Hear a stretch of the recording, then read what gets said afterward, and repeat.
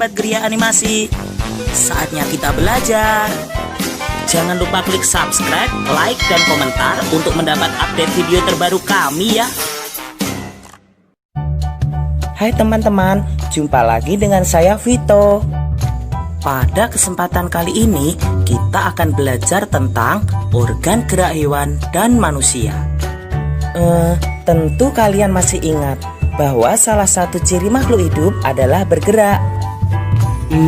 Lalu apa sih arti bergerak itu? Apakah teman-teman sudah tahu? Bergerak adalah berpindah tempat atau berubah posisi. Perubahan posisi yang terjadi bisa sebagian atau seluruh bagian tubuhnya. Kita pelajari lebih jauh lagi yuk teman-teman. Teman-teman, coba perhatikan aku dan kucingku ini. Kita sama-sama melakukan gerakan berjalan. Manusia dan hewan sama-sama menggunakan organ gerak untuk melakukan aktivitas seperti berjalan, berlari, melompat, memanjat, berenang, dan lain sebagainya. Dari tayangan tadi kita tahu teman-teman, ternyata alat gerak pada hewan dan manusia memiliki kesamaan. Alat gerak pada hewan dan manusia terbagi menjadi dua, yaitu alat gerak pasif yang berupa tulang dan alat gerak aktif yang berupa otot. Tahukah kalian mengapa tulang disebut alat gerak pasif? Tepat sekali, tulang disebut alat gerak pasif karena tulang tidak bisa bergerak dengan sendirinya. Sedangkan otot disebut alat gerak aktif karena ototlah yang menggerakkan tulang-tulang tersebut. Jadi, tulang dan otot saling kerjasama untuk membuat hewan dan manusia dapat bergerak dan melakukan aktivitasnya sehari-hari. Bagaimana teman-teman? Apakah sampai di sini kalian bisa memahami? Kita lanjutkan belajar lebih jauh lagi yuk. Teman-teman, coba kalian amati hewan-hewan yang ada di hutan ini. Menurut kalian, bagaimana cara gerak hewan-hewan tersebut? Tepat sekali, hewan-hewan itu memiliki alat gerak dan cara gerak yang berbeda-beda. Sekarang, ayo kita pelajari alat gerak dan cara gerak hewan vertebrata dan invertebrata. Tunggu dulu teman-teman. Sudah tahukah kalian apa yang dimaksud hewan vertebrata dan hewan invertebrata itu? Yeay! Benar sekali teman-teman. Hewan vertebrata adalah hewan-hewan yang memiliki tulang belakang. Sedangkan hewan invertebrata adalah hewan-hewan yang tidak memiliki tulang belakang. Untuk lebih jelasnya, coba kalian amati kedua gambar ini. Gambar di sebelah kanan ini adalah kelinci. Sedangkan gambar di sebelah kiri ini adalah gajah. Kedua hewan ini termasuk hewan vertebrata karena mereka memiliki tulang belakang.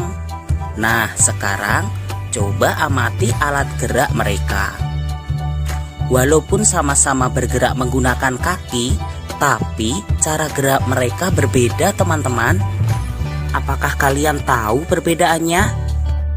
Tepat sekali, kelinci menggunakan kakinya untuk melompat, sedangkan gajah menggunakan kakinya untuk berjalan. Lalu bagaimana dengan kedua hewan ini? Bisakah kalian membantuku untuk menyebutkan alat gerak dan cara geraknya? Benar sekali teman-teman. Hewan di sebelah kanan saya ini adalah burung elang. Burung elang merupakan contoh hewan vertebrata yang bergerak dengan menggunakan sayap. Cara gerak burung elang adalah dengan cara terbang. Sedangkan hewan di sebelah kiri saya ini adalah ikan. Kalian semua tentu sudah tahu kalau alat gerak ikan adalah berupa sirip. Cara geraknya adalah dengan cara berenang. Lalu bagaimana dengan kedua hewan ini? Kedua hewan ini termasuk hewan melata teman-teman. Tahukah kalian apa hewan melata itu? Hewan melata adalah hewan yang bergerak dengan menempelkan perutnya ke tanah.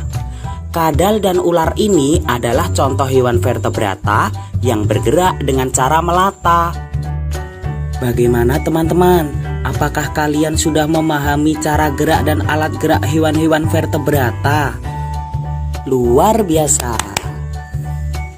Sekarang saatnya kita mempelajari alat gerak dan cara gerak hewan-hewan invertebrata. Seperti halnya hewan vertebrata, hewan invertebrata juga memiliki alat gerak yang beragam. Ada yang bergerak menggunakan kaki, ada yang menggunakan sayap, dan ada pula yang menggunakan perutnya. Sekarang mari kita bahas satu persatu teman-teman. Tahukah kalian hewan apa di sebelah kanan saya ini? Tepat sekali. Ini adalah belalang. Belalang dan jenis serangga yang lainnya adalah contoh hewan invertebrata yang bergerak menggunakan kakinya. Sekarang coba perhatikan hewan di sebelah kiri saya ini dan amati apa alat gerak hewan ini. Kupu-kupu ini adalah contoh hewan invertebrata yang bergerak menggunakan sayapnya. Contoh hewan invertebrata lain yang bergerak menggunakan sayap antara lain lalat, nyamuk, dan juga lebah. Kalau kedua hewan ini, apa ya alat geraknya? Lalu bagaimana cara mereka bergerak?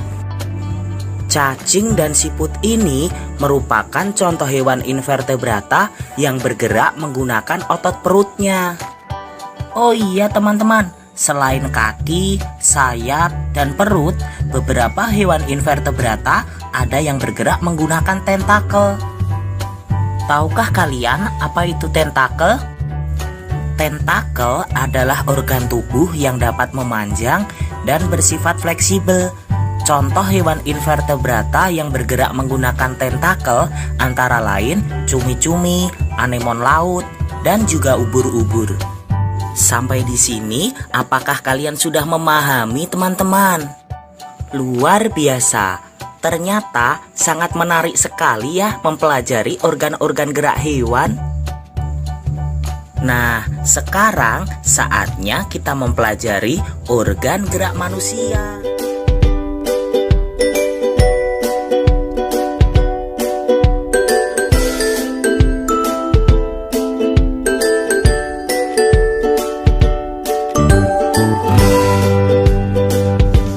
Sahabat Gria Animasi, saatnya kita belajar. Jangan lupa klik subscribe, like, dan komentar untuk mendapat update video terbaru kami ya. Hai teman-teman, gimana kabar kalian? Kali ini kita akan mempelajari tentang organ gerak manusia dan fungsinya. Masih ingatkah kalian bahwa alat gerak manusia terbagi menjadi dua? Tepat sekali. Organ gerak manusia terdiri dari alat gerak pasif dan alat gerak aktif. Alat gerak pasif yaitu rangka, sedangkan alat gerak aktif adalah otot. Coba kalian perhatikan gambar di samping ini. Ini merupakan rangka manusia, teman-teman. Tahukah kalian apa yang dimaksud rangka itu? Rangka adalah susunan teratur dari tulang-tulang. Lalu apa sih sebenarnya fungsi dari rangka ini?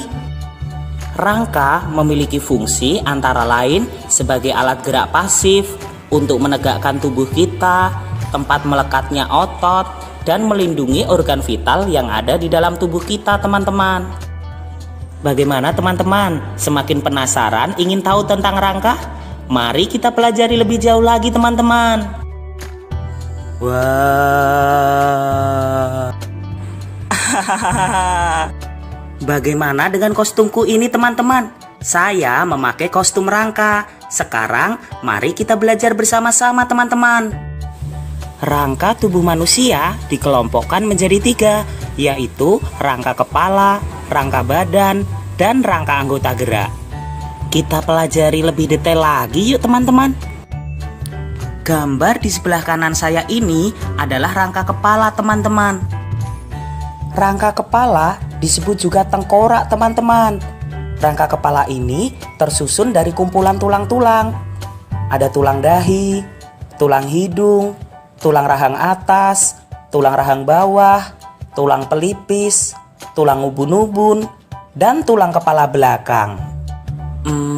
Tahukah kalian apa fungsi dari tulang-tulang tersebut? Secara umum, fungsi dari rangka kepala ini adalah untuk melindungi organ vital seperti mata dan otak. Rangka kepala ini juga memberi bentuk wajah seseorang. Selain itu, dengan adanya rahang bawah di kepala, kita bisa melakukan aktivitas seperti makan dan berbicara. Baiklah teman-teman, sekarang saatnya kita mempelajari rangka badan. Teman-teman, coba amati gambar di samping kanan saya ini. Ini adalah rangka badan teman-teman.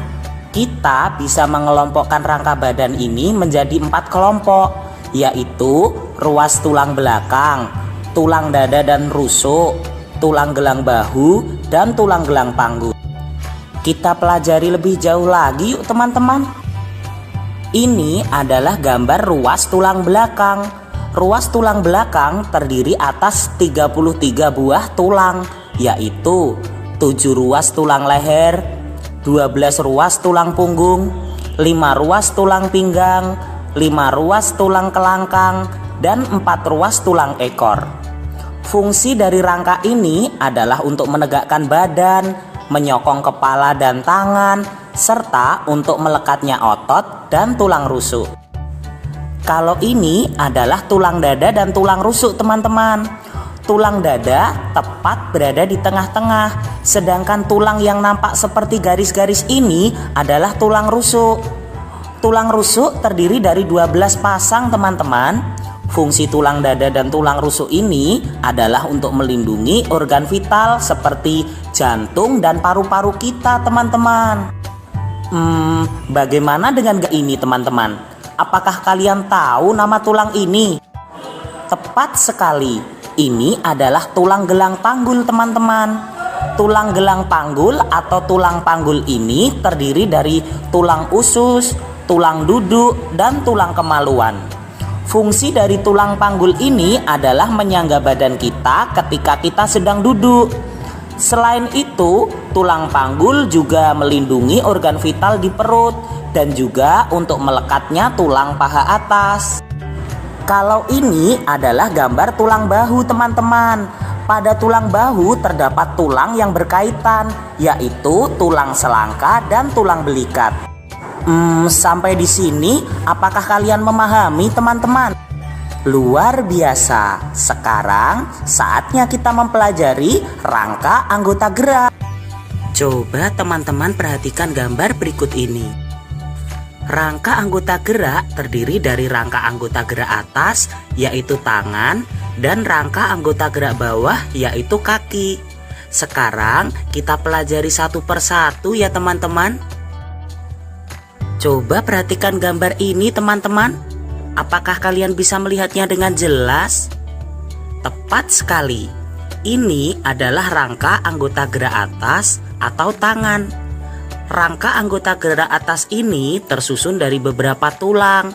Di antaranya ada tulang lengan atas, tulang pengumpil, tulang hasta, tulang telapak tangan, dan tulang jari-jari tangan. Bagaimana teman-teman? Apakah kalian sudah memahami? Mari kita lanjutkan teman-teman. Kalau gambar ini adalah rangka anggota gerak bawah atau kaki. Rangka anggota gerak bawah ini juga terdiri dari beberapa tulang teman-teman. Antara lain tulang paha, tulang kering, tulang betis, tulang tempurung lutut, tulang pergelangan kaki, tulang telapak kaki, dan tulang jari-jari kaki. Nah, sampai di sini kita sudah selesai mempelajari tentang alat gerak pasif pada manusia, teman-teman. Sekarang saatnya kita mempelajari tentang alat gerak aktif pada manusia. Masih ingat kan teman-teman apa alat gerak aktif pada manusia? Tepat sekali, alat gerak aktif pada manusia adalah otot. Tahukah kalian apa otot itu? Otot adalah jaringan yang ada di dalam tubuh manusia yang bisa menggerakkan tulang, sehingga membuat hewan dan manusia seperti kita dapat bergerak. Lalu sebenarnya apa sih fungsi otot ini? Fungsi otot antara lain yang pertama, menggerakkan tulang sehingga kita bisa melakukan aktivitas seperti berjalan, mengangkat, dan memegang. Yang kedua, otot juga menggerakkan organ tubuh seperti jantung, usus, dan juga lambung. Dan yang ketiga, otot mengalirkan darah ke seluruh tubuh kita, teman-teman. Tahukah kalian, otot manusia dikelompokkan menjadi 3, yaitu otot polos, otot lurik, dan otot jantung. Wah, semakin penasaran nih, apa sih perbedaan ketiga otot itu? Kita pelajari lebih jauh lagi yuk teman-teman. Otot polos ini mempunyai ciri-ciri khusus teman-teman. Ciri-ciri otot polos diantaranya adalah waktu kontraksi antara 3 sampai 180 detik. Bentuk dari otot polos adalah gelendong. Otot polos ini terletak pada organ dalam. Otot polos memiliki satu inti sel yang berada di tengah. Oh iya teman-teman, pergerakan dari otot polos ini sangat lambat dan mudah lelah. Tapi otot polos ini bekerja dengan sendirinya. Jadi saat bekerja, otot polos tidak dipengaruhi oleh otak. Lihat gerakanku ini teman-teman. Nah, kalau kita sedang menggerakkan anggota tubuh kita itu, yang bekerja adalah otot lurik teman-teman. Otot lurik adalah otot yang menempel pada rangka, maka otot lurik juga disebut otot rangka. Tahukah kalian mengapa disebut dengan otot lurik? Tepat sekali, dinamakan otot lurik karena jika kita lihat ada sisi gelap dan sisi terang yang berselang-seling, jadi disebut dengan otot lurik teman-teman. Nah, ciri-ciri otot lurik adalah otot lurik memiliki bentuk silindris dengan garis gelap terang. Bentuk otot yang panjang memiliki banyak inti sel. Inti sel itu berada di tepi teman-teman. Letak otot lurik adalah melekat pada rangka. Cara kerjanya adalah dengan perintah otak. Oh iya teman-teman, otot lurik ini bekerja dengan cepat dan mudah lelah teman-teman. Jadi saat melakukan aktivitas jangan terlalu memaksa otot lurik kita ya teman-teman. Kasihan, nanti mudah lelah. Wah, ternyata banyak sekali ya teman-teman cirinya. Tapi kalian pasti ingat tentunya. Otot jantung ini berfungsi dalam memompa darah ke seluruh tubuh teman-teman. Lalu bagaimana sih ciri-ciri otot jantung ini? Otot jantung berbentuk silindris dan memiliki percabangan. Pada otot jantung memiliki satu inti sel yang berada di tengah. Otot jantung ini terletak pada jantung teman-teman. Bekerjanya tanpa kesadaran manusia. Jadi otot jantung ini bekerja terus-menerus dan tidak membutuhkan istirahat. Wah, kalau istirahat bisa-bisa jantung kita berhenti bekerja teman-teman. Bagaimana teman-teman? Apakah kalian sudah memahami tentang organ gerak manusia? Luar biasa. Tentunya kita harus tambah bersyukur ya teman-teman. Kita sudah dianugerahi Tuhan organ gerak rangka dan otot, sehingga kita bisa melaksanakan aktivitas kita sehari-hari.